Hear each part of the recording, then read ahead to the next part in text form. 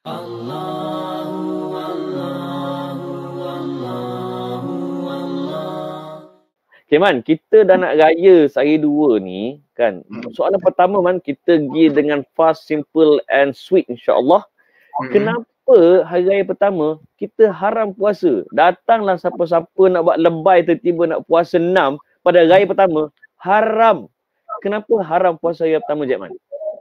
Okey, kita faham dalam Islam ni ada konsep ibadah. Kita memang orang kata bila kita sebagai makhluk yang dijadikan Allah itu, maka tujuan kita adalah untuk beribadah lah. Wa ma khalaqatul jinna wal insa illa liya'budun. Tidak kami jadikan jin dan manusia itu melainkan untuk beribadah. Dan perbahasan tentang ibadah itu luas. Ada yang kita panggil sebagai ibadah sejati, ibadah mahdhah. Iaitu seperti semayang, puasa, kemudian menunaikan haji. Jadi ibadah kategori ini dia tak boleh modified. Dia tak boleh kita nak tukar tiba-tiba puasa kita pergi ke bulan Zulhijjah. Kemudian buat haji daripada Mekah nak tukar ke Perancis sebab musim salji ke sejuk. Tak boleh. Sebab kaedah ulama sebut al-aslu fil ibadah at-tawaqquf ataupun al-aslu fil ibadah at-tahrim, al-haram. Asal hukum bagi ibadah itu hukumnya tak boleh. Sampai datang dalil yang Allah tunjuk cara macam mana nak puasa, cara macam mana nak menyambut raya, cara macam mana nak semayang, cara macam mana nak buat haji.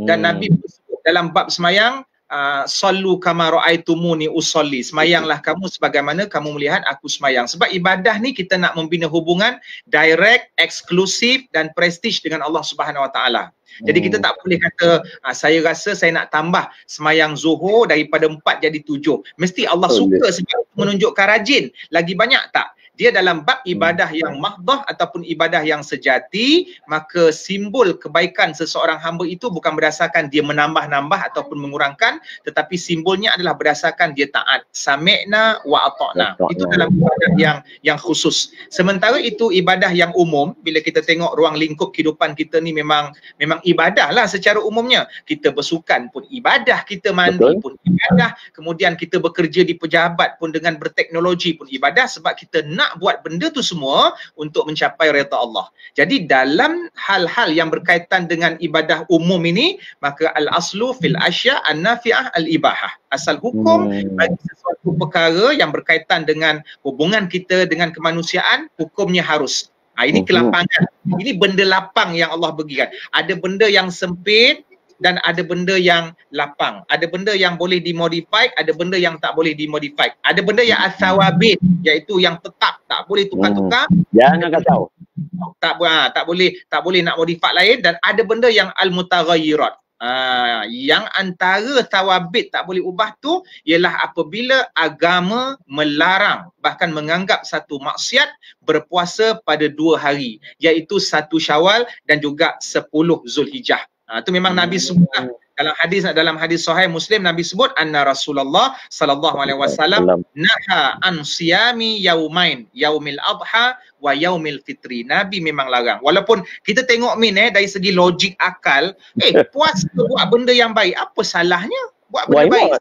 Puasa kan? So tak boleh benda itu dianggap sebagai suatu kemungkaran kepada Allah, sebab kebaikan seseorang itu apabila dia taat 100% dalam bab ibadah. Itu yang pertama lah. Cuma dari segi hikmah ataupun elah-elah yang lainnya antara yang dibahaskan ulama, sebab 1 Syawal itu dia merupakan hari yang apa tu Min? Oh, ingatkan kotak apa tadi?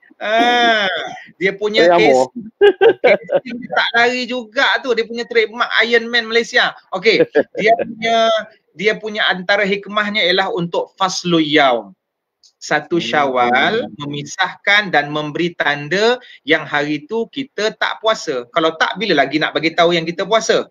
Kan kita disyariatkan untuk berpuasa Ramadan selama 30 ataupun 29 hari, dan sudah tentu hari pemisahnya hari esoknya itu ataupun pada bulan yang berikutnya, iaitu pada bulan Syawal. Sementara itu pada Aidul Adha ataupun Yaumun Nahar, hari tu 10 Zulhijjah tak boleh makan sebab kita disyariatkan sembelih korban.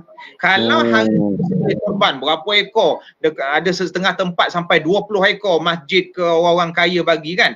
Jadi kalau hari sembelih itu kita berpuasa, maknanya tidak membawa sebarang makna ibadah ataupun pensyariatan sembelih. Maka sebab itulah sebabnya hari pertama 1 Syawal dan juga 10 Zulhijjah adalah hari makan dan minum sebagaimana yang Nabi sebut dalam hadis, hari untuk bergembira dan dilarang sesuai dengan orang kata syariat yang melarang hari itu untuk berpuasa.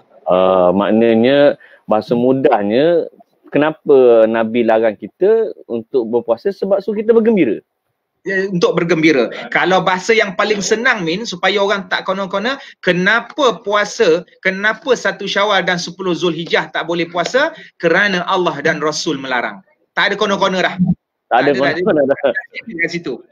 Cuma dia punya hikmah tu kita boleh carilah pelbagai hikmah. Tapi asas pokoknya itu. Jadi jangan nak buat lebay sangat. Raya pertama pergi puasa. Oh dah start puasa 6 lah. Dah boleh. Allahu